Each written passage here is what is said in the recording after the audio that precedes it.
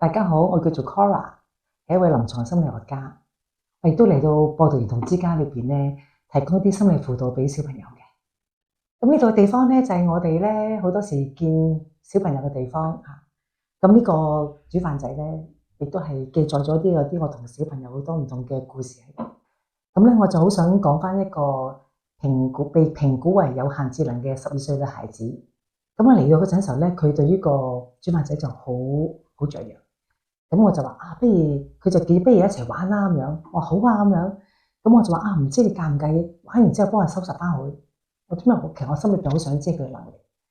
咁結果就係玩完之後，佢將好多嘢收拾得好好。而喺個過程當中咧，佢成日問佢話姐姐你想食啲咩嘢啊？跟住仲建議啲菜式俾我，個詞彙好豐富，同埋呢個記性好好，講嘢好有條理。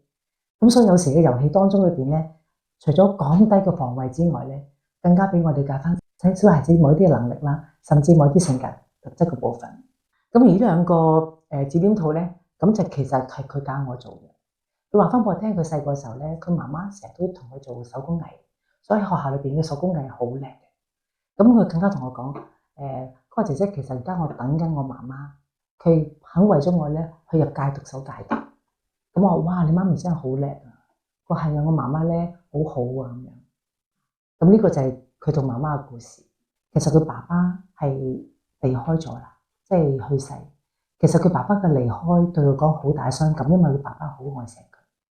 記得有一次我同佢講翻，話俾佢聽，痛錫子女嘅父母咧，永遠去到邊度都會咁錫嘅。咁後來有一次話翻俾我聽，嗰次見完我之後，個心頭裏邊嘅石頭好似突然間好似輕咗，唔知去咗邊度。佢覺得爸爸仍然咁愛佢，呢個感覺好重要。